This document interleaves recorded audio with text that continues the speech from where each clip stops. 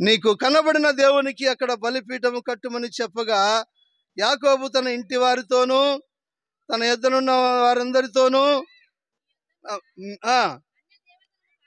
పారవేసి మిమ్మల్ని మీరు శుచిపరుచుకొని వస్త్రములను మార్చుకొనుడి, మనము లేచి బేతేలునకు వెళ్ళుదము. మా శ్రమ దినమున నేను వెళ్ళిన మార్గమున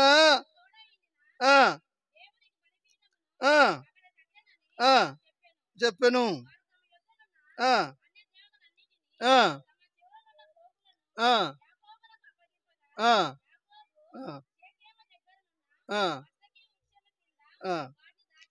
చాలు. ఇక్కడ మనం చూసినట్లయితే ప్రియమైన వారలారా, మరి దేవుడు ఒక శ్రేష్టమైన మాటలు కొన్ని ఇక్కడ ఏర్పాటు చేసి ఉంటున్నాడు. ఇక్కడ మనం చూస్తే యాకోబు పద్దనరాములో ఉన్నటువంటి తన మామ అయినటువంటి లాబాను దగ్గరకు వెళ్ళమని మరి తండ్రి అయిన ఇస్సాకు మరి తల్లి రిబకా వాళ్ళ సూచన మేరకు ఆయన వెళ్ళి ఉంటున్నాడు. ఆ మార్గ మధ్యంలో ఆయన పడుకొని ఒక రాయి తలగడగా చేసుకొని అక్కడ నిద్రిస్తూ ఉన్నప్పుడు ఒక దర్శనం వచ్చింది ఆయనకి. మరి ఒక నిచ్చెన ఆకాశం నుంచి భూమి మీదకి నిలబడి ఉన్నప్పుడు దేవుని దూతలు ఎక్కుచూ దిగుచూ ఉన్నట్లుగా చూశాడు. మళ్ళా మరి తండ్రి దేవుని యొక్క స్వరాన్ని విన్నాడు. నేను మీ తండ్రి అయిన అబ్రహాము దేవుడను, ఇస్సాకు దేవుడను నేను కనబడి ఉంటున్నాను. మరి నీవు ఇక్కడ నుంచి మరి ఇక్కడ నీవు ఒక ఆలయంను కట్టించమని మరి ఆయనతో మాట్లాడుతూ వస్తాడు. ప్రియమైన వారలారా, ఆయన అంటాడు, ఇది దేవుని మందిరమే కానీ వేరొకటి కాదు అని ఆయన తలపుచ్చుకొని అప్పుడు ఆయన ఒక రాయిని తీసి, ఆ తలగడగా ఉన్నటువంటి రాయిని తీసి అక్కడ ఉంచి నూనె పోసి అక్కడ అభిషేకం చేస్తాడు. అప్పుడు దానికి బేతేలు అని పేరు పెడతాడు, అనగా దేవుని మందిరం. ప్రియులారా, ఈ రీతిగా మనం చూసినట్లయితే ఆయన ఏం చేస్తాడంటే, అయ్యా నేను పోయి తిరిగి మరలా వచ్చినట్లు మరి ఆశీర్వదించు, మరి నాకు మంచి ఆహారమును వస్త్రమును దయచేసిన ఎడల నేను మరలా వచ్చి నా మొక్కుబడిని చెల్లించదునని చెప్పేసి ఆయన వెళ్ళిపోతాడు.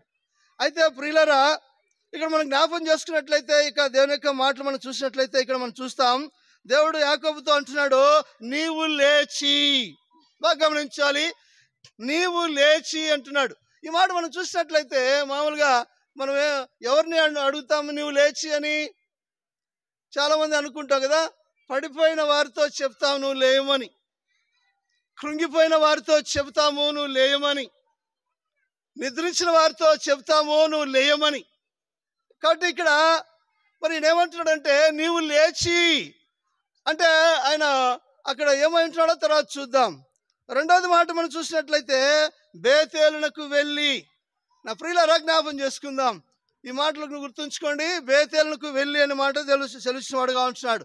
మూడవది అక్కడ నివసించి. మరి నాలుగోది చూసినట్లయితే బలిపీఠము కట్టమని, అక్కడ బలిపీఠము కట్టమని మరి దేవుడు ఈ రీతిగా మాట్లాడుతూ వస్తుంటున్నాడు. అయితే మరి ఈయన నీవు లేచి అని ఎందుకు చెబుతూ ఉంటున్నాడు మరి యాకోబుతో? మరి ఈయన మరి కుంగిపోయి ఉంటున్నాడు, మరి పడిపోయి ఉంటున్నాడు, మరి లేకపోతే నిద్రపోతూ ఉంటున్నాడు, మరి లేకపోతే నెమ్మది లేని స్థితిలో ఉంటున్నాడో తెలియదు. కానీ నీవు లేచి అనే మాట ఇక్కడ మనం చూస్తూ ఉంటున్నాం.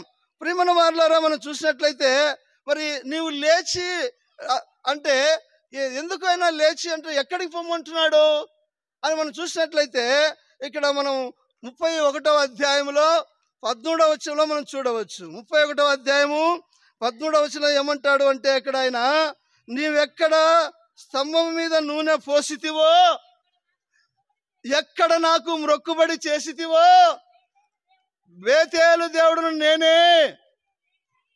నీవు లేచి దేశంలో నుండి బయలుదేరి నీవు పుట్టిన దేశమునకు తిరిగి వెళ్ళుమని ఇక్కడ దేవుడు సెలవిచ్చిన వాడుగా ఉంటున్నాడు.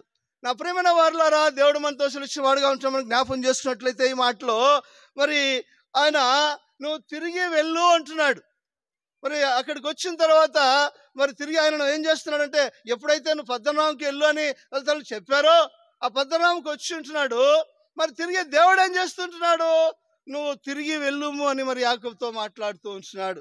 మరి ఇక్కడ మనం చూస్తే ప్రియులారా, మరి ఈయన మనం ఈ మాట చూస్తే పద్దనరాము అంటే ఇక్కడ పద్దనరాము అంటే ఐహిక విచారములు జ్ఞాపం చేసుకోవాలి. మరి ఈయన ఏ ఐహిక విచారములతో ఉంచున్నాడో, ఏ విషయంలో కృంగిపోయి ఉంటున్నాడో, ఏ విషయంలో బాధపడుతూ ఉంటున్నాడో, మరి కనుకనే దేవుడు ఎరిగిన వాడై ఉంటున్నాడు కనుక మరి ఆ ఐహిక విచారములతో ఆయన మరి పడిపోయిన వాడుగా, వేదన పొందిన వాడుగా ఉన్నట్లు కనిపిస్తూ ఉంది.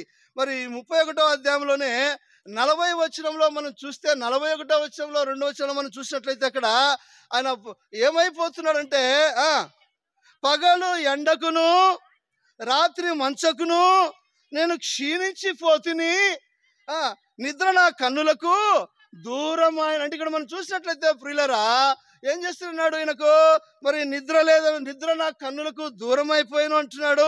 మరి పగలు ఎండకును రాత్రి మంచుకును నేను తడిచున్నాను అంటున్నాడు. ప్రియులరా, ఎంత బాధలో ఉంటున్నాడు, ఎంత కష్టంలో ఉంటున్నాడు. నిద్ర ఆయన కన్నులకు దూరమైనట్టుగా కనపడతా ఉంది. మరి ఈ ఎంతోమంది మరి బాధలో కుంగిదల్లో ఉన్నటువంటి వారి జీవితంలో మరి నిద్ర లేని వారు ఎంతమంది ఉంటున్నారు. మరి ఇక్కడ చూస్తే మనము ఎందుకైనా అంతగా ఉంటున్నాడు, ఎందుకు నిద్ర లేకుండా మంచుకు తడిసిపోయి మరి ఆ కన్నులో మరి నిద్ర లేకుండా పోయినటువంటి వాడుగా ఉంటున్నాడు. పగలు ఎండకు ఎండిన వాడుగా ఉంటున్నాడు, రాత్రి చూసినట్లయితే మంచుకు తడిసిన వాడుగా ఉంటున్నాడు. ప్రియులరా, మరి ఏమిటి ఈ యొక్క స్థితి అని చూసినట్లయితే ఐహిక విచారములు. ఆయన ఏం చేశాడు, ఒక భార్య కోసం 7 సంవత్సరాలు కొలువు చేశాడు, రెండవ భార్య కోసము 7 సంవత్సరాలు కొలువు చేశాడు. మరి వాళ్ళు పోషించడం కొరకు, బ్రతకడం కొరకు మరి 6 సంవత్సరాలు కొలువు చేసిన వాడుగా ఉంటున్నాడు. చూస్తే 20 సంవత్సరాలు అతని జీవితాన్ని అక్కడే గడిపినట్టు వాడుగా ఉంటున్నాడు. గనుక మరి ఐహిక విచారములు లేక ఎలా ఉంటాడు. మరి 7 సంవత్సరాలు ఒక భార్య కొరకు, ఒక 7 సంవత్సరాలు ఒక భార్య కొరకు, 14 సంవత్సరాలు భార్యల కొరకే అయిన కొలువు చేసిన వాడుగా ఉంటున్నాడు. 6 సంవత్సరాలు తన యొక్క జీవితం కొరకు, బ్రతకడం కొరకు కొలువు చేసిన వాడుగా ఉంటున్నాడు. ప్రియులారా, మరి మనం చూసినట్లయితే ఇక్కడ మరి 20 సంవత్సరాలు తన వయసునంతా కూడా అక్కడ ఐహిక విచారములతో ఆయన కుంగిపోయిన వాడుగా ఉంటున్నాడు. ప్రియులారా, మరి దేవుడు సెలవిచ్చిన వాడుగా ఉంటున్నాడు.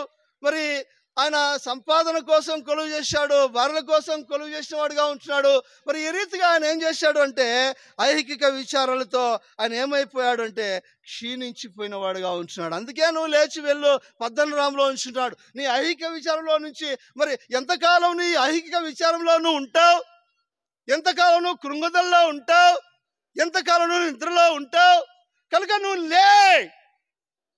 లే అంటున్నాడు యాకోబును దేవుడు. కనుక ప్రేమల వారులారా, మరి ఎంతో మంది లోకంలో మరి నెమ్మది లేని ఐహిక విచారముల చేత వేదన పొందినటువంటి స్థితిలో ఈరోజు అనేకులు మనం చూడవచ్చు.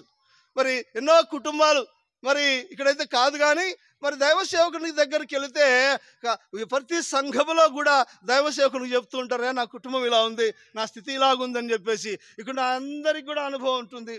నా ప్రేమల వారులారా, అనుభవం పొందినటువంటి కుటుంబాలు కూడా లేకపోలేదు. కాబట్టి మరి దేవుడు సెలవిచ్చిన వాడుగా ఉంటున్నాడు. మరి పద్దనరాములో ఐహిక విచారంలో ఆయన 20 సంవత్సరాలు గడిపిన వాడుగా ఉంటున్నాడు. ప్రియులారా, మరి మనం చూస్తే కాబట్టి నువ్వు ఎంతకాలం నువ్వు ఐహిక విచారంలో ఉంటావు, ఎంతకాలం నువ్వు సంపాదన కోసం ఇంకా యోచన చేస్తూ ఉంటావు, ఎంతకాలం నువ్వు ఈ విధంగా జీవిస్తూ ఉంటావు. కాబట్టి నువ్వు రా అంటున్నాడు, నువ్వు లేచి వెళ్ళు అంటున్నాడు. అంటే ఐహిక విచారంలో నుంచి లెమ్మంటున్నాడు. బాధల్లో నుంచి, నెమ్మదిలేని స్థితిలో నుంచి దేవుడు ఏం చేస్తున్నాడంటే ఆయన లేవమని చెబుతూ ఉంటున్నాడు. నా ప్రేమన వారులారా, ఐహిక విచారంలో ఉన్నప్పుడు, బాధలు ఉన్నప్పుడు, స్థితిగతులు బాగా లేనప్పుడు, మరి సమస్యల్లో చిక్కుకున్నప్పుడు మనం ఈయన దేవుని వైపు మనం చూస్తే ఆయన ఏం చేస్తాడంటే, నువ్వు బేతేలుకు వెళ్ళు అని చెప్తుంటున్నాడు యాకోబుకు. నీ పితరుల దేశానికి నువ్వు వెళ్ళు, నీ తల్లిదండ్రుల వద్దకు నువ్వు వెళ్ళు అని ఆయన చెప్తున్నట్టుగా మనం ఈ మాటలో మనం చూడవచ్చు. కాబట్టి ప్రియులారా, మరి ఎక్కడైతే నువ్వు బలిపీఠం కట్టావో అక్కడికి నువ్వు వెళ్ళు. ఇక్కడ ఏం చేస్తావు? ఇంకా నువ్వు ఇంతకాలం నువ్వు ఉన్నావు, నీకు అన్ని కూడా నేను ఇచ్చాను, అన్ని కూడా చూసుకున్నావు కదా, మరి ఇంకా ఏం చేస్తావు? ఇంకా ఐక్య విచారంలో ఎంత కాలంలో ఐక్య విచారంలో ఉంటావు అని చెప్పేసి దేవుడు యాకోబుతో మాట్లాడుతూ ఉంటున్నాడు. కాబట్టి మీ ప్రియమైన వారలారా, మరి దేవుడు సెలవిచ్చే మాట ఏంటంటే, ఈయన దేవుడు ఏం చేస్తూ వచ్చాడంటే, ఈ యొక్క దేవుడు చెప్పినట్లుగా ఏం చేస్తూ వచ్చాడంటే, ఈయన మరి ఆ యొక్క పద్దనరాములో నుంచి అయితే బయలుదేరాడు. చూడండి, ఒక మాట చూసుకుందాం. ఆదికాండం 33వ అధ్యాయంలో మరి 17 నుంచి కొన్ని మాటలు అక్కడ జ్ఞాపం చేసుకుందాం. చూడండి, చూడండి, త్వరగా చదువు. అప్పుడు యాకోబు గమనించండి, ఇక్కడ ఈయన నువ్వు పద్దనరాములో నుంచి లేచి బేతేలుకు వెళ్ళని దేవుడు అయితే చెప్తూ ఉంటున్నాడు. కానీ ఇక్కడ ఈయన చూసినట్లయితే మనం ఏమంటున్నాడంటే, ఈయన ఎక్కడికి వెళ్ళాడు? షెకెమునికి వెళ్ళాడు.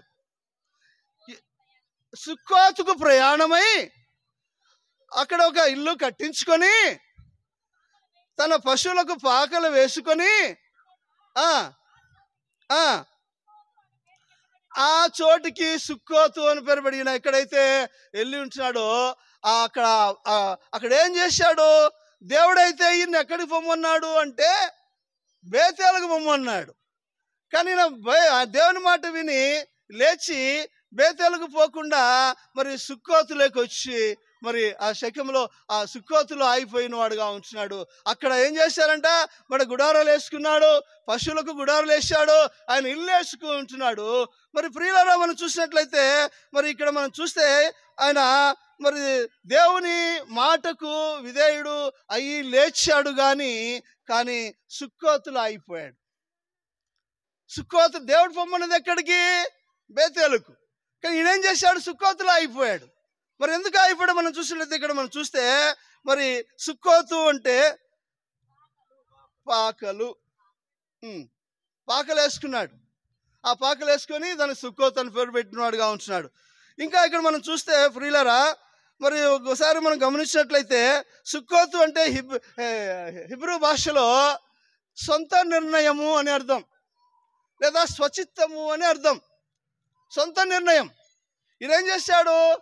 మరి దేవుని ప్రకారము లేచాడు, బేతేలుకు బయలుదేరాడు, కానీ సుక్కోతులో ఆగిపోయాడు. అనగా అక్కడ ఏం చేస్తూ ఎందుకు అక్కడ కట్టుకున్నాడు, ఎందుకు అక్కడ ఏర్పాటు చేసుకొని అక్కడ ఆగిపోయాడు అంటే, కొంతమట్టుకు ఈయన చూసినట్లయితే అక్కడ ఏమవుతున్నారు? కుమారులు ఉన్నారు, 2 భార్యలు ఉంటున్నారు, మరి ఇంకా ఎంతమంది ఉంటున్నారు ఇక్కడ చూసిన పాటికైతే మరి అక్కడ వాళ్ళని చూడవచ్చు.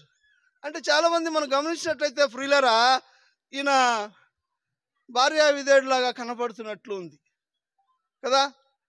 చాలామంది సొంత నిర్ణయం అనేటువంటి తీసుకున్నప్పుడు మనం చూస్తే ఎంతమంది భార్య మాట వింటున్నారో తెలియదు, కానీ ఎంతమంది వింటున్నారో ఏమబ్బా, అంత వింటున్నారా? నేనైతే బాగా వింటా. భలే కోపంగా ఉంటుంది మా భార్య, ఒక మాట కూడా విన్నాను నేను.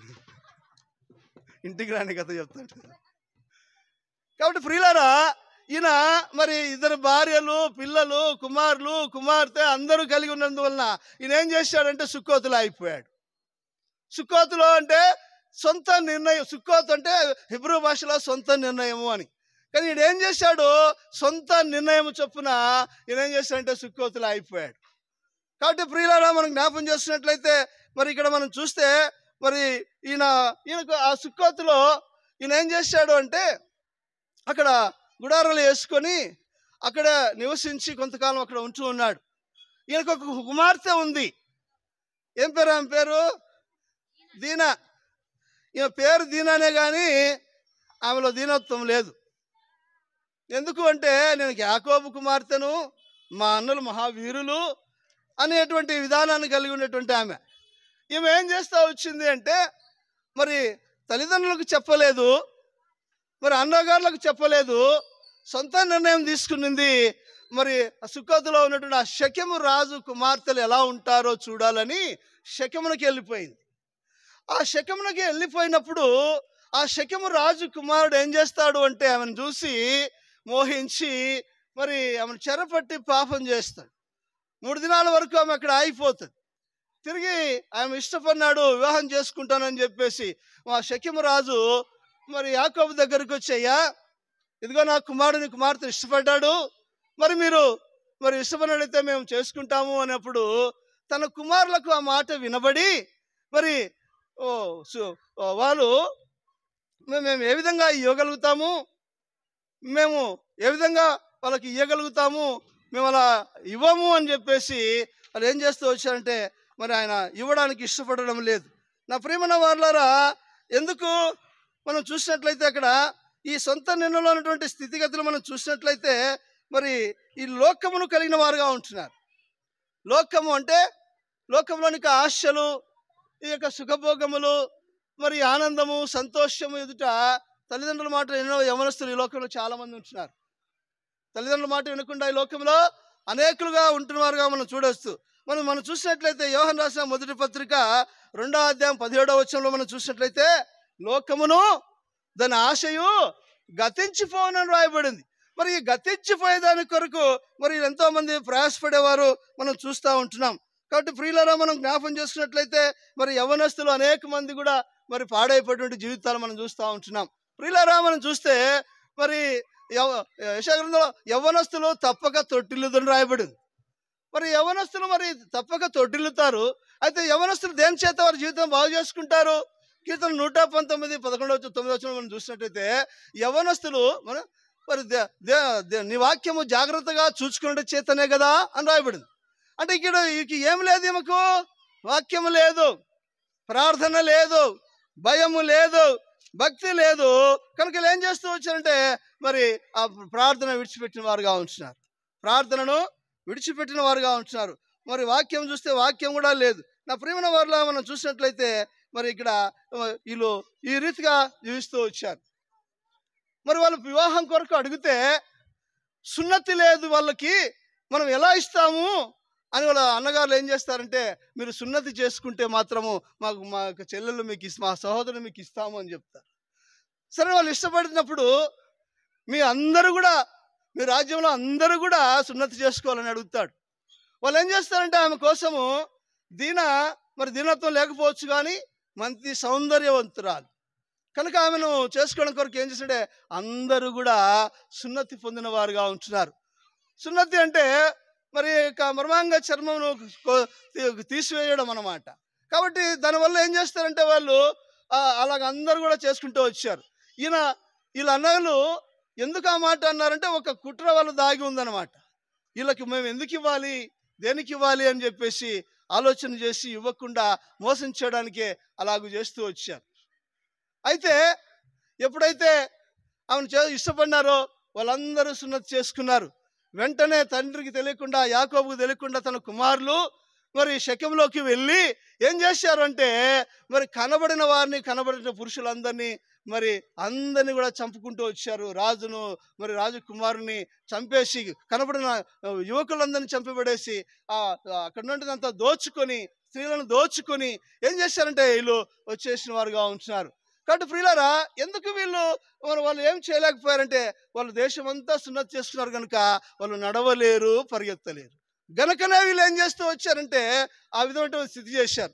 మరి ఈ సొంత నిర్ణయంలో ప్రియులారా మరి ఏమని రాయబడింది ఇక్కడ మనం చూస్తే, ఈ సొంత నిర్ణయంలో ఏముంది? ఇంకా అనేక మనం చూస్తే ఆయన అంటాడు, యాకోబు అంటాడు, మీరు ఎందుకు ఇలాగ చేశారు, ఎందుకు ఈ రకమైన పని చేశారు, మీకు భయం లేకుండా ఎందుకు ఇలాగ చేశారంటే వేశ్యడలా జరిగించినట్టు నా సహోదరికి చేస్తే మేము ఊరుకుండవలనా?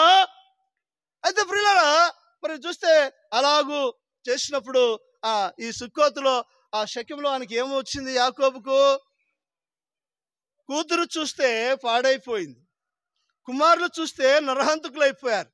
మరి యాకోబులకి ఏమొచ్చిందంటే వాళ్ళు వచ్చి చంపుతారేమో, మనం వాళ్ళు ఏమైనా చేస్తారేమో అంటే ఒక భయం వచ్చి ఏర్పడిపోయింది యాకోబులో. అంటే నీ సొంత నిర్ణయంలో ఉన్నటువంటి స్థితి ఏంటంటే భయము, ఆందోళన, మనస్తాపము, మరి రకరకాలైనటువంటి లోకం అంతా కూడా వారిలో ప్రవేశించినట్లుగా మనం చూస్తూ ఉంటున్నాం. నా ప్రియమైన వారులారా, మరి దేవుడు సెలవిచ్చిన వాడుగా ఉంటున్నాడు. ఇలాగూ మరి ఎన్నో కుటుంబాలు మరి నెమ్మది లేని వారుగా మరి చింతిస్తూనే ఉంటున్నారు. నువ్వు దేవుడు చెబితే నీకు బేతేలుకి పోమంటే నువ్వు సుక్కోతికి ఎందుకు పోయావు? నీ సొంత నిర్ణయం. దేవుని చేత మరి ప్రేరేపించబడినప్పుడు దేవుడు మాట్లాడితే దేవుని యొక్క సన్నిధానంలో మరి దేవుని సొంతకు పోకుండా ఏం చేస్తున్నాడినా అప్పుడు ఏమైపోయిందంటే వీళ్ళకు ఏమి లేదు వీళ్ళలో అంటే వాక్యము లేదు అని చెప్పవచ్చు కదా. వాక్యం మర్చిపోయారు, దేవుని మార్గాన్ని విడిచిపెట్టారు, మరి దేవుని యొక్క మహిమను కోల్పోతూ వచ్చారు. ఎందుకంటే పాట ఉంది కదా ఒకటి, ప్రభు మార్గము విడచి తిని ప్రార్థించుట మాని తిని, ప్రభు వాక్యము వదలి తిని పరమార్థము మరచి తిని, ప్రపంచ నటనలలో ప్రావీణ్యము పొంది బలహీనుడనై ఇప్పుడు పాటింతుని మాట. నా ప్రియమైన వారులారా, వీరు వాక్యాన్ని విడిచిపెట్టారు, ప్రార్థనను విడిచిపెట్టారు. ఇంకేమైపోయింటే మరి యాకోబు నటనలో గొప్పవాడు కదా. తండ్రిని దగ్గర నటించాడు, అన్న దగ్గర యేషవ దగ్గర నటించాడు కనుక నటనలో ప్రావీణ్యత ఉంది. అయితే ఇక్కడ ఏమైపోయాడు? నటనంతా ఏమైపోయింది? బలహీనుడైపోయినాడు, ఫలహీనుడైపోయినాడు. ఫలము లేదు, బలము లేదు, రెండూ కోల్పోయారు. ఎందుకో? సొంత నిర్ణయం వల్ల, స్వచిత్తము వలన ఏమైపోయాడంటే ఆయన సమస్తం కోల్పోయిన వాడుగా ఉంటున్నాడు. మరి పిల్లలందరూ చెడిపోయిన వారుగా ఉంటున్నారు. మరి ఆయనలో భయము, ఆందోళన వచ్చి దేవుని మహిమ కొరకు కాకుండా మరి ఆందోళనలో ఉంచిన వాడుగా ఉంటున్నాడు. మరి ఇక్కడ మనం చూసినట్లయితే మరి శకెంలో ఏముందంటే ఆందోళన ఉంది, శకెంలో ఏముందంటే భయం ఉంది, శకెంలో అంటే ప్రార్థన లేదు, వాక్యము లేదు, దేవుని యొక్క మహిమను కూడా లేకుండా చేసుకునే వారుగా ఉంటున్నారు. ఎందుకు? నరహంతకులు అయిపోయారు వాళ్ళు.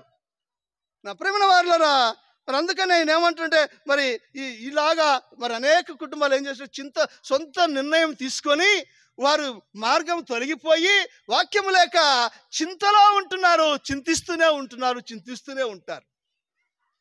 అనేక మంది మనం చూసినట్లయితే మరి ఆ చింతలు మరి మనం వింటూ ఉన్నాం, చూస్తూ ఉన్నాం, అనుభవించిన వారం కూడా ఉంటున్నాం. కాబట్టి వీళ్ళు ఏం చేస్తున్నారు? ఆ చింత తన మీదనే వేసుకుంటున్నారు. మా కుటుంబం ఏమైపోతుందో, ఎక్కడ చెప్తే ఏమైపోతుందో, దైవశకుని చెప్తే ఏమైపోతుందో అనే కొంతమంది ఏం చేస్తారంటే తన మీద వేసుకుంటున్నారు. తన చింత తన మీద వేసుకున్నవాడు ఏం చేస్తారంటే ఆ కుటుంబము ఇంకా 3 ఎక్కువ చేసుకుంటారంట. ఇంకా 3 ఎక్కువ ఇలాగో మరి ఈ యొక్క యాకోబు కుటుంబం మరి ఎక్కువ చేసుకొని వాళ్ళు ఏం చేస్తూ వచ్చారంటే మరి దేవుని యొక్క మహిమను కోల్పోతూ వచ్చిన వారుగా ఉంటున్నారు. ప్రియమైన వారులారా, మరి ఈ చింత మనం చూసినట్లయితే కొన్ని చింతలు మనం చూడవచ్చు. అపొస్తలుల పౌలు కొరింథీయులకు రాసిన మొదటి పత్రిక 7వ అధ్యాయంలో వ్రాయబడింది. చూడండి, మొదటి పత్రిక 7వ అధ్యాయము 32వ వచనం నుంచి కొన్ని మాట చూద్దాం. 32వ వచనం నుంచి త్వరగా. మీరు చింతలేని వారై ఉండవలనని కోరుచున్నాను. పెళ్లి కానివాడు ప్రభువును ఎలాగో సంతోష పెట్టవలనని ప్రభు విషయమైన చింతిస్తున్నాడు. పెళ్ళైన వాడు భార్యను ఎలాగూ సంతోష పెట్టాలని చింతిస్తూ ఉంటున్నాడు. లోక విషయములైన వాటిని గురించి చింతిస్తూ ఉంటున్నాడు. అటువలనే పెళ్లిగాని స్త్రీయు కన్యకయు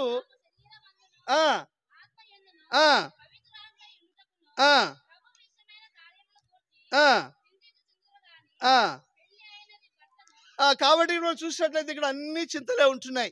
అన్ని చింతలే. పెళ్లిగానిలో చింత, పెళ్ళైన వారిలో చింత, దేవుని సన్నిధికి వచ్చే వారిలో చింత, మరి ఈ రీతిగా సంపాదన కోసం చింత. అనేకులు కూడా మనం చూసినట్లయితే వారు చింతలో ఉంటున్నారు. ఇక్కడ యాకోబు కుటుంబం కూడా అలాగ చింతలో ఉన్నట్లుగా మనం చూస్తూ ఉంటున్నాం. నా ప్రియమైన వారులారా, అందుకని నేను ఏమంటానంటే, అయ్యా నువ్వు ఈ రీతిగా మరి ఎంతసేపు నువ్వు చింత చేస్తావు, ఎంతసేపు సొంత నిర్ణయంతో నువ్వు పాడు చేసుకుంటావు, దేవుని సన్నిధికి వెళ్ళకుండా నువ్వు ఎందుకు ఇలా ఉంటావు, మరి ఎందుకు ఈ విధంగా చింతలు చేస్తూ ఉంటున్నావు అంటాడు. యెషయా 61 ప్రకారం మనం చూసినట్లయితే లెమ్ము తేజరిల్లము అంటాడు, నీ బలము ధరించుకో. కాబట్టి నువ్వు లే అంటున్నాడు. నువ్వు యొక్క చింతలో నుంచి నువ్వు లే, నీ యొక్క సొంత నిర్ణయంలో నుంచి లే, నీ యొక్క స్వచిత్తంలో నుంచి నువ్వు లే. నీ యొక్క ఉన్నతమైనటువంటి దేవుని యొక్క మహిమ కొరకు నువ్వు లేచి నువ్వు బేతలకు నువ్వు వెళ్ళు అని దేవుడు సెలవిచ్చిన వాడుగా ఉంటున్నాడు. కానీ ప్రియులరా, వీళ్ళు చింత వలన ఏం చేస్తున్నారంటే ఆ చింతలోనే మునిగిపోతున్న వారుగా కనబడుతోంది ఇలా చూసినట్లయితే. కాబట్టి ఇక్కడ మరి ఇంకా రెండవ మాట మనం చూస్తాం. రెండవ మాట చూస్తే నువ్వు అక్కడేమంటున్నాడు, నువ్వు బేతేలుకు వెళ్ళి అంటాడు. బేతేలుకు వెళ్ళి అంటే నువ్వు తిరిగిరా, నువ్వు వెళ్ళిపోయినావు, నువ్వు తిరిగిరా. అంటే తిరిగిరా అంటే నువ్వు మారు మనసు పొందిరా, నువ్వు మారు మనసు పొంది నువ్వు తిరిగిరా. ఆ ఐక్య విచారంలో నుంచి బయటికి రా, ఆ చింతలలో నుంచి నువ్వు బయటికి రా, ఆ సొంత నిర్ణయంలో నుంచి నువ్వు బయటికి రా.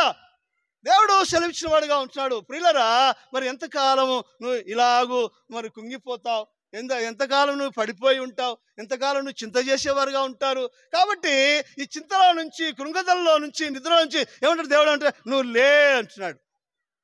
నువ్వు లేచి వెళ్ళు, నువ్వు బేతేలుకు వెళ్ళు అంటున్నాడు. చాలామంది జీవిత కాలంలో మరి సంఘంలో మరి సమాజంలో కుటుంబాల్లో మనం చూసినట్లయితే తల్లి తండ్రి దేవుని సన్నిధికి వస్తే కుమారులు రారు, కుమార్తె వస్తే కుమారులు రారు, కుమారుడు వస్తే కుమార్తె రాదు. ఆ పని ఈ పని అని చెప్పేసి దేవుని సన్నిధికి రాకుండా వాళ్ళు వెళ్తూ ఉంటారు, ఇష్టానుసారంగా తిరుగుతూ ఉంటారు. నిజంగా ఈరోజు ప్రియులారా, పోలీస్ స్టేషన్లో మరి ఎంతమంది ఈరోజు కేసుల్లో బుక్ అయిపోతున్నారో అది నాకు తెలుసు. చాలామంది వాళ్ళ పేర్లు చూస్తే మరి ఆ పీటర్ అంట, ఐజక్ అంట, ఇలాగంట, ఆ పేరంట, ఈ పేరంట అని చెప్పేసి అన్నీ ఆ పేర్లే. ఒక ఆమె కేసు పెట్టింది, అలా సహోదరిని తిడతా ఉంది స్టేషన్ దగ్గర, బండ బూతులు తిడతా ఉంది. నన్ను చూసి ఆ బండ బూతులు పోయి ప్రైజ్లాడన్నాను. నాకేం అర్థం కాలే, ఆమెతో ఏం మాట్లాడాలను, ఏం మాట్లాడాలి అర్థం కాలే. ప్రియులారా, ఏం చేస్తున్నారు అంటే నువ్వు కేవలము నువ్వు ఈ చింతలో ఉన్నావు, నువ్వేం చెప్తున్నావు అర్థం కావడం లేదు, నువ్వేం చేస్తున్నావు అర్థం కావడం లేదు. రావడం మధ్యకైతే దేవుని సన్నిధికి వస్తున్నారు, కానీ దేవునికి మరి ఇవ్వవలసిన ఇది ఇవ్వకుండా, రావలసిన విధానంలో రాకుండా దేవుని ఏం చేస్తున్నావు నువ్వు చింతలోనే ఉంటున్నావు, ఐక్య విచారంలోనే ఉంటున్నావు, మరి లోకంలోనే ఉంటున్నావు. మరి దేవుని సన్నిధికి దేవుడు రమ్మని పిలుస్తూ ఉంటున్నాడు. ఒక అయ్యా అంటున్నాడయ్యా, నా చేతులు చూడయ్యా, బేల్దారి పని చేసి నా చేతులు ఏమైపోయినాయి చూడు, దేవుని సన్నిధికి రమ్మంటే నువ్వు రావు కుమారుడా, నువ్వు ఎందుకు నాయన దుఃఖపడతావు, ఈ లోకంలోని అన్ని గొడవలని మిందేసుకొని మమ్మల్ని ఎందుకు నాయన దుఃఖపడతావు, నా చేతులు చూడు నాయన ఇలాగైపోయాడు. ఒక తల్లి అంటుంది, ఇంటిలో పాచి పని చేసి నేను సాకుతున్నా, నువ్వు ఇలాగైపోతే ఏమైపోతాము, నా చేతులు చూడు నాయన, నా పని చేసి నీ కొరకే కదా అని దుఃఖపడుతూ ఏడుస్తా ఉంది. పిల్లరా, దేవుడు ప్రభువైన యేసు క్రీస్తు కూడా తోమా దగ్గరకు వచ్చి, యోహాను సువార్తలో ఉంది, సో తోమా దగ్గరకు వచ్చి, అయ్యా నీ కొరకు నేను పొందిన ఈ గాయములు చూడయ్యా, నీ కొరకు నేను పొందిన ఈ గాయములు చూడని చేతులు చాచి మరి తోమాకు చూపిస్తూ ఉంటున్నాడు. ఇలా అనేక మంది చూపిస్తుంటున్నారు. ఆయన బాధతో వాంఛతో తానా చేతులు చాచి అనోచున్నాడో, ఎటువంటి శ్రమలందును ఆదరణ నీకిచ్చునని, ఎటువంటి శ్రమలందును ఆదరణ నీకిచ్చునని నీవు చూచిన హద్దులేని ఇంపు పొందేదవు. మానోచున్నాడు నిన్ను ప్రభు యేసు, వాంఛాతన కారాము చాపి రమ్మానోచున్నాడు. నా ప్రేమ నా దేవుని బిడ్డల ఎంతో మంది తల్లులు తండ్రులు వాళ్ళ కుమార్తెల గురించి కుమారుల గురించి నన్ను దేవుని సన్నిధికి రా, నువ్వు దేవుని సన్నిధికి రా, నువ్వు బాగుపడతావు అంటున్నాడు. ఇక్కడ యాకోబును తన యాకోబు యొక్క సంతానాన్ని, వాళ్ళ భార్యను, బిడ్డలందరినీ కూడా, యాకోబు నువ్వు లేచే, నువ్వు పద్దనరాములో నుంచి, నువ్వు షెకెములో నుండి నువ్వు బేతేలుకు నువ్వు వెళ్ళావు, నువ్వు మారు మనసు పొందావు, నువ్వు పాపక్షమాపణ పొందావు, రా నిన్ను బాగు చేస్తాను, రా నిన్ను ఆదరిస్తాను, రా నిన్ను పోషిస్తాను, రా నిన్ను ఆశీర్వదిస్తానని దేవుడు పిలుస్తూ ఉంటున్నాడు. కానీ వీళ్ళు ఇంకా అలాగే ఐక్య విచారంలోనే ఉంటున్నారు. ప్రేమన దేవుని బిడ్డ, ఎంతో కాలం నుంచి సువార్త ప్రకటించబడతా ఉంది. ఆత్మాభిషేకం పొందిన దైవ సేవకుల ద్వారా ఈ లోకంలో ఎంతో మందికి సంఘాల్లో, సువార్తల్లో, సభలలో దేవునికి వాక్యం ప్రకటించబడుతూనే ఉంది. మరి ఇంకా ఎందుకు ఐక్య విచారంలోనే ఉంటావని దేవుడు, పరిశుద్ధాత్మ దేవుడు ఆయన కోరుతూ ఉంటున్నాడు, అడుగుతూ ఉంటున్నాడు. కాబట్టి మనము అందుకని ఆయన అంటాడు, యోవేలు గ్రంథం 2:12 వచ్చిన అనుకుంటా, ఇప్పుడు ఆయనను ఉపవాసం ఉండి కన్నీరు కార్చుచు దుఃఖించుచు మనఃపూర్వకముగా నా యొద్దకు తిరిగి రండి. కన్నీరు కార్చు ఉపవాసం ఉండి మీరు నా వైపు తిరగండి అంట. ఈరోజు ఈ పరిచర్య కొరకు, ఈ సభ కొరకు, ఈ సంఘమంతా కూడా కన్నీరు కార్చి 20 రోజుల నుంచి ఉపవాసం ఉన్నారు సహోదరి సహోదరుడా. 20 రోజుల నుంచి, అందులో 11వ రోజు నేను కూడా ఈరోజు 11వ రోజు ఉపవాసం ఉంటున్నాం. ఈ సభ సక్సెస్ కావాలి అని ఈ గ్రౌండ్ అంతా తిరిగి రాత్రిలో కన్నీరు కార్చి ప్రార్థన చేశాం. దేవుని దూతలు ఇక్కడ ఉండాలి అని వాక్యం ప్రకటించబడాలి అని దేవుని యొక్క సన్నిధిలో ప్రార్థన చేస్తూ వచ్చాం. కాబట్టి దేవుని వైపు తిరగాలి. అనేక కుటుంబాలు ఈ యొక్క సొంత నిర్ణయాలు వదిలేసి, ఈ సుక్కోతును వదిలేసి, ఈ యొక్క శకమును వదిలేసి, ఈ యొక్క పద్దనరామును వదిలేసి దేవుని ఇంటి బేతేలుకు వెళ్ళమని దేవుడు చెప్తూ ఉంటున్నాడు. కాబట్టి బేతేలుకు వెళ్ళవలని దేవుడు ఆశపడుతూ ఉంటున్నాడు. ఈ యొక్క మంచి సాయంకాల సమయంలో నా ప్రియమైన దేవుని బిడ్డ, దేవుడు సెలవిచ్చిన వాడుగా ఉంటున్నాడు. కాబట్టి ఎక్కడైతే మనం తప్పిపోయినామో, ఎక్కడైతే మనం జారిపోయినామో, ఎక్కడైతే దేవునికి దూరం అవుతూ వచ్చామో, ఏ విషయంలో మనం దిగులు పడుతూ ఉంటున్నామో, అవి మనం ఈ రాత్రి మనం ఒప్పుకున్నట్లయితే దేవుడు ఏం చేస్తాడంటే మనల్ని క్షమించేవాడుగా ఉంటున్నాడు. యోహాను రాసిన మొదటి పత్రిక 1:9 వచనంలో ఏమంటాడంటే, మన పాపములను మనం ఒప్పుకునేలా ఆయన నమ్మదగిన వాడును నీతిమంతుడును గనుక మరి ఆయన సమస్త పాపముల నుంచి మనం పవిత్రులుగా చేస్తున్నాడు. సమస్త పాపముల నుంచి. చాలా మంది గమనించండి, ఏదో ఒక లోపం. నువ్వు ప్రార్థన చేస్తావు, బాగుంది. దేవుని సన్నిధికి రెగ్యులర్గా వెళ్తావు, బాగుంది. అయితే నీ నోటి మాటలు చూస్తే చెడు మాటలు కదా. మరి ఇంకో ప్రవర్తన చూస్తే రకరకాల విధానం. అంటే ఎవరో ఏదో ఒక విషయంలో తప్పిపోతున్నావు అంటాం. కనుక నువ్వు అనేక విషయంలో తప్పిపోతున్నావు అంటాడు. కాబట్టి ప్రియములారా, మనం జ్ఞాపకం చేసినట్టయితే రాత్రి కాల సమయంలో దేవుడు అంటే, అందుకనే ఆ ప్రభు అంటాడు ఈ రాత్రి ఏమంటాడంట, ఎదురాడు ప్రజల కొరకు నా చేతులు చాచి ఉన్నానంటాడు. చూడండి అన్నమాట, చూద్దామా. రోమాలో ఉంది. రోమా 10వ అధ్యాయం చూడండి మా. రోమా 10వ అధ్యాయం 21 వచ్చింది. రోమా 10:21లో రోమా 10:21.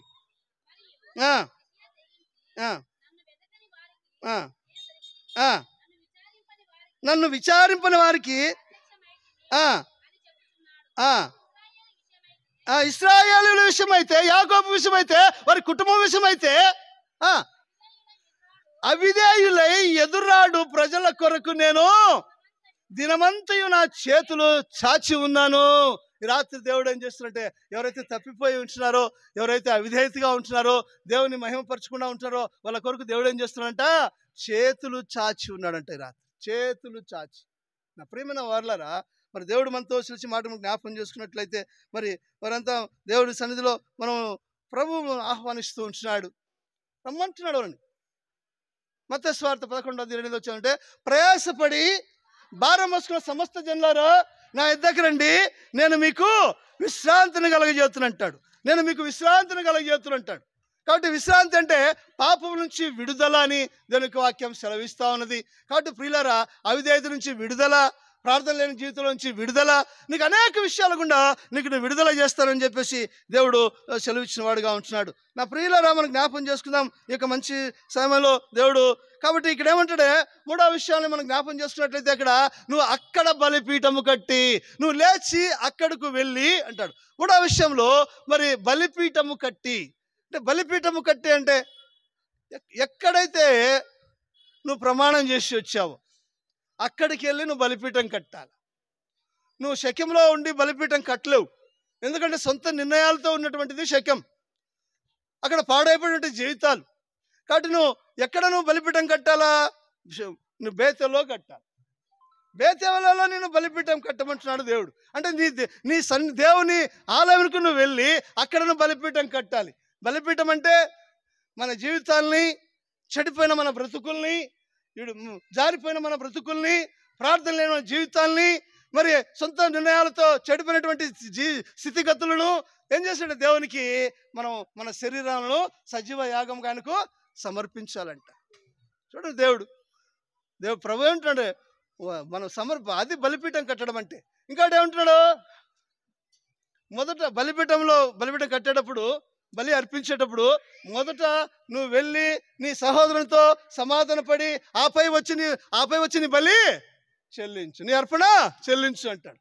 కాబట్టి ఎక్కడైతే నువ్వు ఇక్కడ ఎందుకు ఈ మాట ఉంటున్నాడంటే, ఇది యాకోబుకు తన అన్నైన ఏశావుతో సమాధానం లేదు గనుకనే ఈ బలి కట్టాలి అంటే ఎక్కడైతే నీకు సమాధానం లేదో అక్కడ వారితో నువ్వు సమాధానం పడాలంట. అక్కడ నువ్వు సమాధాన పడాలా, వారితో నువ్వు సమాధాన పడాలా. అప్పుడు నీ బలి చెల్లించు, నీ బలి అర్పించు అని దేవునికి వాక్యం సెలవిస్తుంది. కాబట్టి ప్రియులారా, దేవునికి మొక్కుబడి చేసుకుంటూ ఉంటారు. చాలామంది చేస్తారు. కొంతమంది యవనస్తులంట ఈ సంవత్సరం ఎట్టయినా సరే బైబిల్ పూర్తి చేయాలనుకుంటారంట. అది మొక్కుబడే? అది మొక్కుబడి అంటే, ఈ సంవత్సరము ఈ సెమీ క్రిస్మస్లో నా జీవితాన్ని సమర్పించుకుంటున్నాను, నా జీవితాన్ని నీకు అర్పిస్తున్నాను, వచ్చే సంవత్సరానికి నేను నీ యొక్క సన్నిధానంలో ప్రభా పరిశుద్ధంగా నేను ఎదిగి ఫలిస్తే నీకు సాక్షిగా ఉంటాను ప్రభా అంటే అది మొక్కుబడి. బైబిల్ చదవడం మొక్కుబడే? ఈయనేమన్నాడు? నాకు మంచి ఆహారము, యాకోబు మంచి బాగా వస్త్రాలు ఉంటే మళ్ళీ వచ్చి నీ బలి అర్పిస్తాడు. అన్నం కోసమా, వస్త్రాల కోసమా? కాదు ప్రియులరా, మన జీవితాలను ప్రభుకు చెల్లించినట్లయితే, సమర్పించినట్లయితే ప్రభు మనల్ని ఆయన ఆదరించేవాడుగా, ప్రేమించేవాడుగా, మనల్ని మన యొక్క ఆశీర్వాదాలు దేవుడు అనుగ్రహించేవాడుగా ఉంచున్నాడు. కాబట్టి అందుకని మన దేవుడు సెలవించాడంటే, నీ దేవుడైన యెహోవాకు మొక్కుబడిన మొక్కుబడులను నువ్వు చెల్లించు అంటాడు ద్వితీయోపదేశకాండంలో. చెల్లించు. ఈ రాత్రి దేవుడు సెలవిచ్చే మాట ఏంటంటే, ఎక్కడైతే నువ్వు తప్పిపోయి ఉంటున్నావో, ఎక్కడైతే నువ్వు దేవుని మహిమపరచలేకపోతున్నావో, ఈ రాత్రి నువ్వు తీర్మానించుకొని దేవునికి ఏం చేయాలంట? దాన్ని చెల్లించాలని దేవుడు సెలవిచ్చిన వాడుగా ఉంటున్నాడు. ఇది బలిపీఠం కట్టడం అంటే. నాలుగవది ఏంటంటే, నువ్వు అక్కడ నివసించు కదా. నువ్వు అక్కడ నివసించు. ఎక్కడ? పద్దనరాములో కాదు, షెకెములో కాదు, ఐక్య విచారంలో కాదు, సొంత నిర్ణయంలో కాదు, నీ స్వచిత్తంలో కాదు నువ్వు నివసించాల్సింది. బేతేలులో నివసించు. ఎక్కడైతే నువ్వు ప్రమాణం చేసి వచ్చావో, ఎక్కడైతే నువ్వు నివసి దేవుని ఆరాధించి వచ్చావో అక్కడికి వెళ్ళి నీ బలిపీఠం కట్టు. అక్కడ నువ్వు నివసించు. దేవుని సన్నిధిలో నివసించాలి. ఈయన అంటాడు దావీదు, కీర్తన గ్రంథం 27వ అధ్యాయం 4 వచ్చింది చూడరా త్వరగా. 27వ అధ్యాయము 4, త్వరగా ముగిస్తాను. ఒక 2 మాటలు. యెహోవా యొద్ద ఒక వరం అడిగి తిని దానిని వెతుకుచూ ఉన్నాను. యెహోవా ప్రసన్నతను చూచుటకును, ఆయన ఆలయములో ధ్యానించుటకును నా జీవిత కాలమంతయు నేను యెహోవా మందిరములో నివసింపగోరుచున్నానికి ఒక ఆశ ఉందంట, ఒక కోరిక ఉందంట, ఒక వరం కావాలని అడుగుతున్నాడు. ఏమని? దేవునికి వాక్యం కలిగి ఉండాలని, దేవుని సన్నిధిలో బ్రతకాలని, ఆయనకు ఆ రాత్రి దేవుని ప్రభువుల సన్నిధిలో జీవించాలని ఆయన ఇష్టపడుతూ ఉంటున్నాడు. ఎంత ఆశ చూడండి, ఎంత కోరిక చూడండి. కీర్తన 119 74 వచనంలో నీ వాక్యం మీద నేను ఆశ పెట్టుకొని ఉన్నాను అంటాడు దావీదు. అంటే ఆయనకి ఏముందంటే వాక్యం మీద ఆశ ఉంది, దేవుని మీద ఆశ ఉంది, ప్రభు సన్నిధిలో బ్రతకాలనే ఆశ ఉంది. ఈ ఆశ రావాలి. ఈ ఆశ ఎప్పుడైతే నువ్వు కలిగి ఉంటావో అప్పుడు నువ్వు బేతేల్లో నివసిస్తావు, అక్కడ నువ్వు జీవిస్తావు. ఈ ఆశ లేకుండా, కోరిక లేకుండా నువ్వు ఈ లోకంలో ఏదంటారు, వస్తున్నమ్మా పోతినమ్మా. ఒక చోట పొరపాటుని మాట అడిగితే బైబిల్లో ఏడుంది సార్ వస్తున్నమ్మా పోతినమ్మా అని. చూపిస్తా చూడండి అని ఎహెజ్కేలు గ్రంథం 33వ అధ్యాయం 31 వచ్చింది చూడండి. ఎహెజ్కేలు గ్రంథం 33వ అధ్యాయం 31 వచ్చింది. త్వరగానేనా?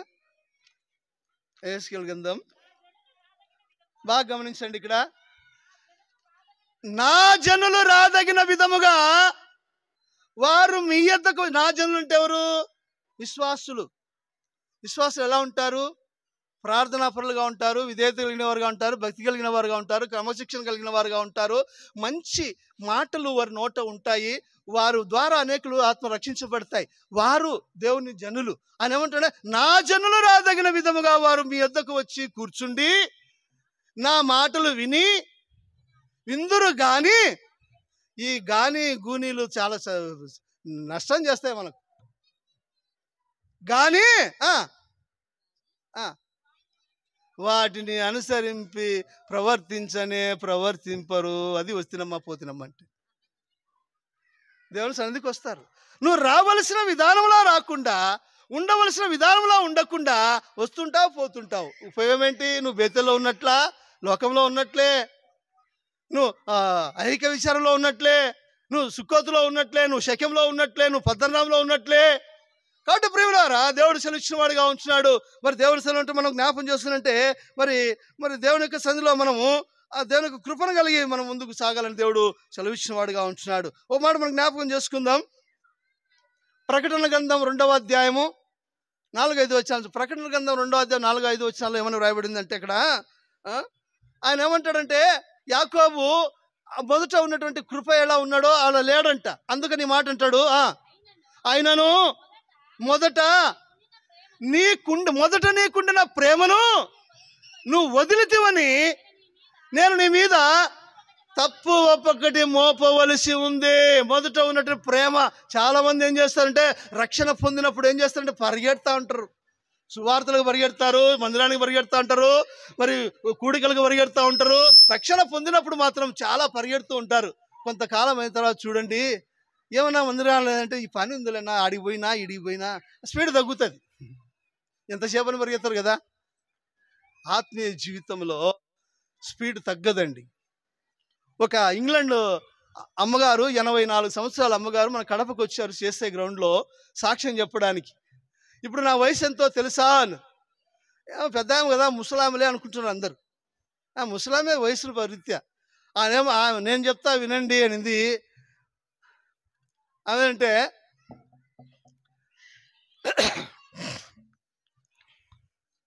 ఐఎమ్ 85 years యంగ్ అని. 85 years ఓల్డ్ అనాలి కదా. నా వయసు అయితే వృద్ధాప్యంలో ఉందేమో కానీ నా ఆత్మకు వయసు లేదు, నేను యవ్వనస్తురాలిని అని. నా ప్రేమ వారులారా, ఆత్మీయ జీవితానికి వృద్ధాప్యం రాదు, ప్రార్థనా జీవితానికి వృద్ధాప్యం రాదు. ఎప్పుడు వస్తుంది? అది ఎప్పుడు నిద్రపోతుంది అంటే, నువ్వు సుక్కోతులో ఉన్నప్పుడు నిద్రపోతుంది, నువ్వు సొంత శకంలో ఉన్నప్పుడు నిద్రపోతుంది, నువ్వు పద్దనరాములో ఉన్నప్పుడు నీ జీవితం అలా కొనసాగుతుంది. ఏడున్నావు గొంగలి అంటే, ఏసిన చోట్న ఉన్నా స్వామి అన్న సంధాన. ఉన్నాం అంతే, క్రైస్తవులుగా ఉన్నాం, బాగా ఉన్నాం. ఏం పేరమ్మా నీ పేరు అంటే, సువార్తమ్మ అంట. ఎవరైనా ఉంటే క్షమించండి. సువార్తనే చేయదు, సువార్తకే పోదు, సువార్తనే రాదు. నన్ను అడుగుతూ ఉంటారు, నీ పేరు ఏం పేరంటే ఇస్సాకు అంటే, ఇస్సాక్ అంటే నవ్వు, అందుకే నన్ను నవ్వుతాను. ప్రియులారా, ఈ లోకంలో ఎలా ఉన్నా మన ఆత్మీయ జీవితంలో మాత్రం ప్రభు మహిమ కొరకు మనం ఉన్నప్పుడు నువ్వు అక్కడ నివసిస్తావు. ఎక్కడ నివసిస్తావు? బేతేల్లో నివసిస్తావు. నువ్వు శకెంలో ఉండి, నువ్వు పద్దనరాములో ఉండి, నువ్వు దేవుని సన్నిధికి వస్తే ఎక్లేసియాకు ఏం చేస్తాడు ఆయన? బాబు ఏమనలేడు అమాయకుడు. ఏమన్నా అంటే ఎరగొడతారో ఏమని భయం సేవకుడికి. వీళ్ళు ఏమన్నా గట్టిగా మాట్లాడితే, వాక్యం కూడా బాగా చెప్తే, ఈ రాత్రి చెప్పినా కదా ఇప్పుడు నన్నే తిడతానట్టున్నాడే, ఈ ప్రభాకర్ అన్న ఏం ఇట్ట తయారైనాడే, ఇదే ఏదన్నా చెప్పింటారు నా ప్రార్థన చేయటం ఉంది అని. అది నాకు ఆలోచన ఉండదు. ప్రార్థన వాక్యం చెప్తా ఉన్నప్పుడు నేనే అనుకోండి, ప్రభాకర్ వద్దులేండి, వాక్యం చెప్తాను అనుకోండి, రాత్రి చెప్పించుకొని ఇప్పుడు నన్ను పాయింట్అవుట్ చేస్తాడా, రేపు చెప్తాలేన కథ. ఇందాక వంటలక్క, వడ్డానక్క, వస్త్రాలక్క, ఇది బంగారక్క, మరి మీ పాస్టర్ గారికి వంటలు వాళ్ళే చేసుకొని తినమంటారా, మీరు ఏమైనా పెడుతున్నారా? ఏమో ఏం తింటాలే, ఇంత సభ జరిపిస్తాడు కదా. ఈ ఎన్ని కష్టాలు పడినాడో, ఎన్ని శ్రమలు పడినాడో, ఎన్ని బాధలు పడినాడో, రాత్రి మగలు నిద్ర లేక తిరిగి ఈ సభను ఏర్పాటు చేశాడన్న. దైవ సేవకునికి ఎప్పుడు కూడా మనమే చూసుకోవాలి. తన జీవితాన్ని, తన బ్రతుకును సేవకు సమర్పించుకున్నప్పుడు ఆ దైవ సేవకునికి మనం చూడాలి. వస్త్రాలక్క వస్త్రాలు ఇచ్చేయండి, బంగారుకి పోయినా బంగారు లాంటి ప్రేమన్నా చూపించండి. ఈ వంటలకి ఆడుందో రేపు నువ్వు వంట పెట్టలేదనుకో, ఈ రాత్రి తిని ఆశీర్వాదం ఉండదు, చూసుకోండి చెప్తాను. దేవసేవకులకు మీరు ఆదరించాలా, ప్రేమించాలా, అప్పుడు ఆశీర్వదించబడతారు. కాబట్టి నా ప్రియమైన వారులారా, దేవుడు సెలిచే మాట మనం జ్ఞాపకం చేసుకున్నట్లయితే మరి ఆయన అంటే ఈ మాట చదువు, నేను మనం మర్చిపోయాను ఈ మాట చదువు. ప్రకటన 2వ అధ్యాయం 5వ చదువు.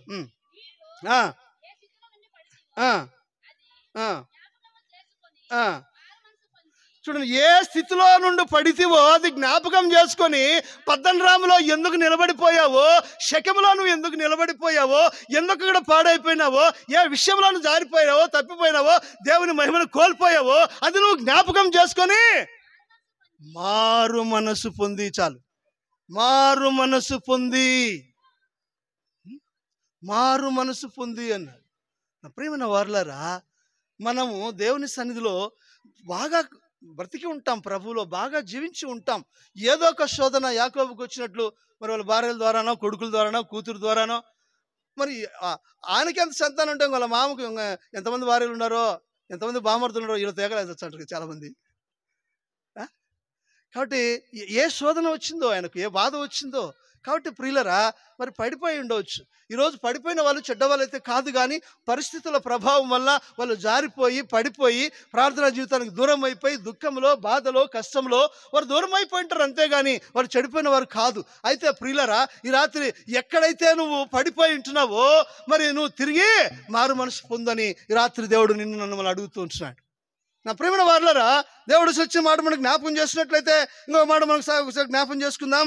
మరి దేవుడు ఈ లోకానికి ఆయన వచ్చినప్పుడు ప్రభు యొక్క కృప గురించి మనం జ్ఞాపకం చేసుకున్నట్లయితే మరి ఆయన ఒక మాట అంటాడు. ఆదికాండం 35వ అధ్యాయం, ఆదికాండం 35వ అధ్యాయం 9వ వచనం నుంచి కొన్ని మాట చూద్దాం ఇక్కడ త్వరగా. యాకోబు పద్దనరాము నుండి వచ్చుచుండగా దేవుడు తిరిగి అతనికి ప్రత్యక్షమై అతని ఆశీర్వదించెను.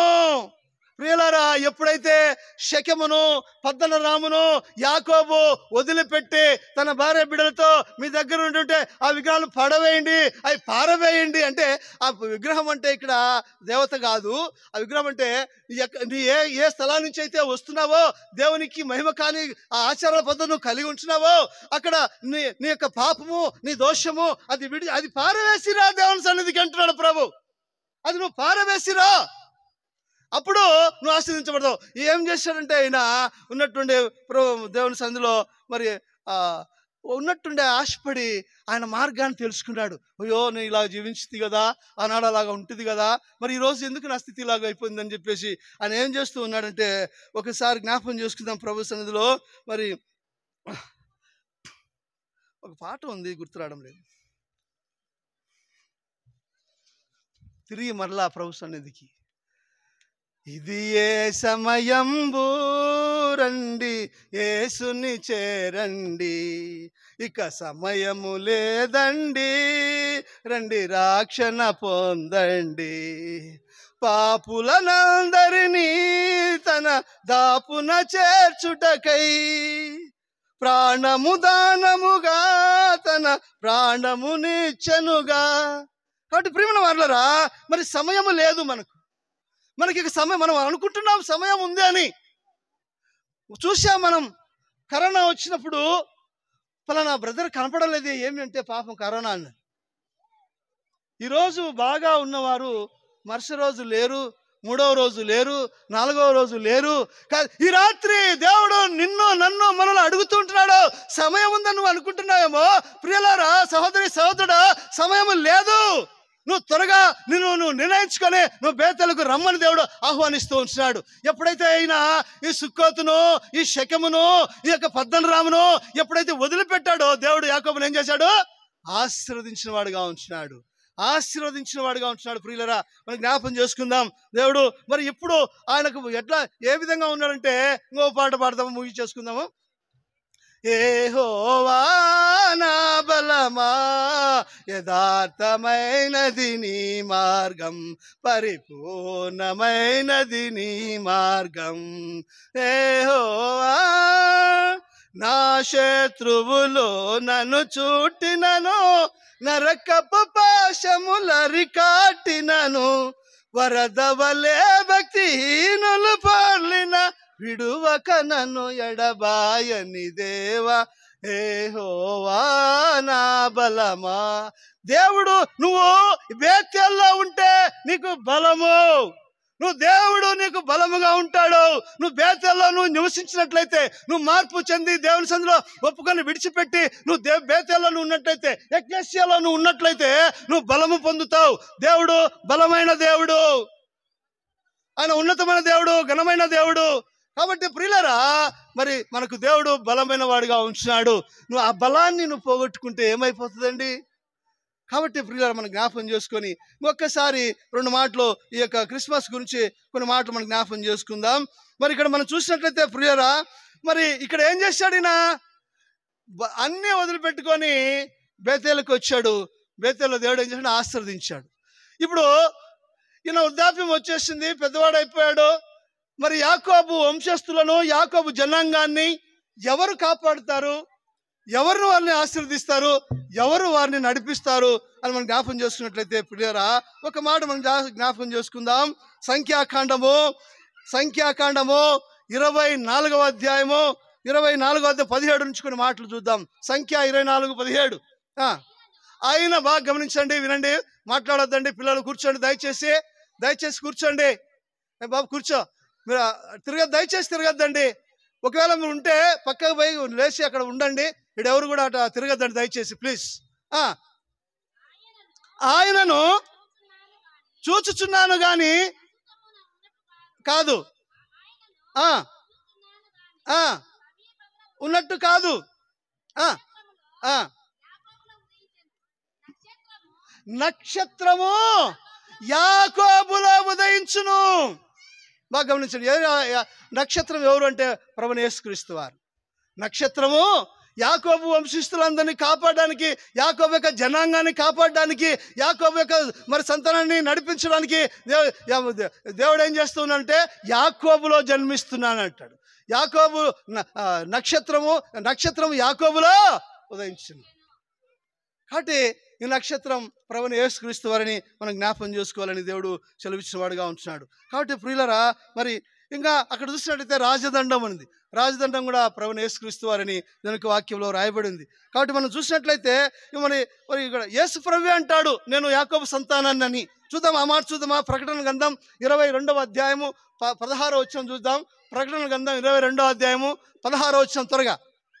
యేసు ప్రభువే అంటాడు అక్కడ, సంఘముల కోసం, బాగా గమనించండి, సంఘముల కోసము మీకు సాక్ష్యం ఇచ్చుటకు యేసు అను నేను నా దూతను పంపి ఉన్నాను. నేను దావీదు వేరు చిగురునై ఉన్నాను, సంతానమును ప్రకాశమానమైన వేకువ చుక్కనై ఉన్నాను. ప్రకాశమైన వెలుగుతా ఉంది మన చుక్క. మరి దావీదు సంతానంలో పుట్టినవాడుగా ప్రకాశమైన వేకు చుక్కవుగా ప్రభు మన మధ్యకు ఆయన రాబోతున్నాడని దానికి వాక్యం సెలవిస్తూ ఉంది. కాబట్టి ప్రియులారా, మరి ఆ దూత మనం జ్ఞాపకం చేసుకుంటాం. ఒక్కసారి చివరి మాటలు, 2 మాటలు. ఆ దూత ఇక్కడ నా దూతను పంపుచున్నాను అంటున్నాడు ఇక్కడ. మరి ఆ దూత చూస్తాం. లూకాసు వార్త 1వ అధ్యాయము 26వ వచనం చూద్దాం. కొన్ని మాటలు 33 వచనాలు కలిసి ఉంటాయి అక్కడ. అతడు ప్రభు యొక్క తీర్పును 6వ నెలలో గాబ్రియేలను దూత, దేవదూత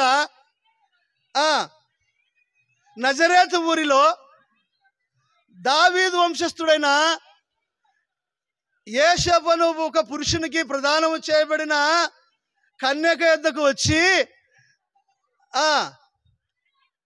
మరియా వచ్చి చూచి, దయాప్రాప్తురాలా నీకు శుభము, ప్రభువు నీకు తోడై ఉన్నాడని లేఖనం సెలవిస్తూ ఉంది. ఇక్కడ చూస్తే ఇదిగో ఇక్కడ ఏమంటే, మరి దేవుడే నీ గర్భంలో జన్మిస్తాడు, మరి ఈ లోక ప్రజలందరినీ కాపాడుతాడు, వారి పాపల నుంచి ఆయనే విడిపిస్తాడు, ఆయనకు నువ్వు యేసు అని పేరు పెడతావని చెప్పేసి అక్కడ లేఖనం రాయబడి ఉంటున్నది.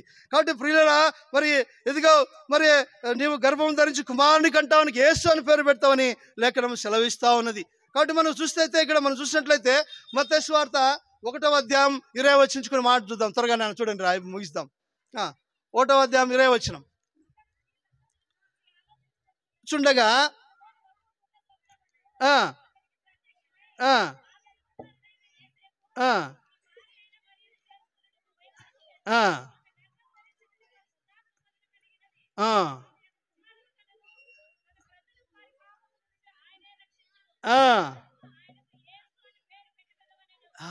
యెషయా గ్రంథం 9వ అధ్యాయంలో 6-7 వచనాలు మనం చూస్తే అక్కడ ఏముందంటే, మరి ఏలయనగా మనకు శిశువు పుట్టెను, మనకు కుమారుడు అనుగ్రహించబడెను, మరి ఆయన భుజముల మీద రాజ్యభారం ఉండును, ఆశ్చర్యకరుడు, ఆలోచనకర్త, బలవంతుడైన దేవుడు, నిత్యుడగు తండ్రి, సమాధానకర్తయగు అధిపతి అని అతనికి పేరు. కాబట్టి ప్రియులరా, అంతటి ఉన్నతమైన దేవుడు మన కొరకు ఈ లోకానికి కన్యక మరియాన గర్భాన జన్మించి మన కొరకు ఈ లోకానికి వచ్చిన వాడుగా ఉంటున్నాడు. నన్ను మనల్ని విడిపించడానికి ఆయన లోకానికి వచ్చినట్టుగా మనం చూస్తూ ఉంటున్నాం. లూకాసు వార్త 2వ అధ్యాయం 10-11 వచనాలు. లూకాసు వార్త 2:10-11 వచనాలు. క్రిస్మస్ చేసుకుందాం ఇప్పుడు. లూకాసు వార్త 2వ అధ్యాయము 10-11 వచనాలు. అయితే ఆ దూత భయపడి, ఇదిగో అందరికీ లోకమంతటికి కలగబోవు మహా సంతోషకరమైన సువర్తమానము నీకు తెలియజేయుచున్నాను. దావీదు పట్టణమందు నేడు రక్షకుడు మీ కొరకు పుట్టి ఉన్నాడు, ఈయన ప్రభు అయిన క్రీస్తు. కాబట్టి ప్రియులు, మనకి ఎవరికి దేవుడు ఏం చేస్తాడంటే ఈ లోకానికి వచ్చిన వాడుగా ఉంటున్నాడు కనుక అందరూ పూజించడానికి వస్తూ ఉన్నారు. మత్తయి సువార్త 2:2లో యూదులందరూ ఏం చేస్తున్నారంటే, అక్కడ యూదుల రాజుగా పుట్టినవాడు ఎక్కడ ఉన్నాడు, తూర్పు దిక్కున నక్షత్రం చూసి వచ్చి మేము పూజింపవచ్చుతేమో అని చెప్తున్నాడు. నా ప్రియమైన వారులారా, మనం చూసినట్లయితే మన కొరకు ఈ లోకానికి వచ్చాడు కనుక వీళ్ళు ఏం చేస్తూ వచ్చారు, ఎక్కడ ఉన్నాడు, ఆయన నక్షత్రం చూసి మేము పూజింపడానికి వచ్చి ఉంటున్నాము. అది బెత్లెహేం కాదు, ఎక్లేషియా దగ్గర ఉంది. ఎక్లేషియా దగ్గర ఉంది కాబట్టి మనం ఎక్లేషియా దగ్గరికి వచ్చాం ఆయన పూజించడానికి. కాబట్టి ప్రియులారా, మనం దేవుని యొక్క సన్నిధిలో ఉంటే మనం జ్ఞాపం చేసుకొని, మరి ఎక్కడైతే మరి ఇక బేతేలు అనుభవాన్ని మనం కలిగి ఉండి దేవునిని ఆరాధించేవారుగా, మరి యాకోబు కుటుంబాన్ని ఉద్ధరించడానికి, మరి యాకోబులో జన్మించినటువంటి నక్షత్రము ప్రభువైన యేసుక్రీస్తు ఆయన లోకానికి రావడానికి కన్యకైన మరియను ఏర్పాటు చేసుకొని ఆయన గర్భాన్ని జన్మించిన వాడుగా మనకు ప్రభువుగా దూతగా ఈ లోకానికి వచ్చిన వాడుగా ఉంటున్నాడు కనుక ఆయనను పూజింపవద్దాం. దేవుడి మాటలో దీవించి ఆశీర్వదించును గాక. ఆమేన్.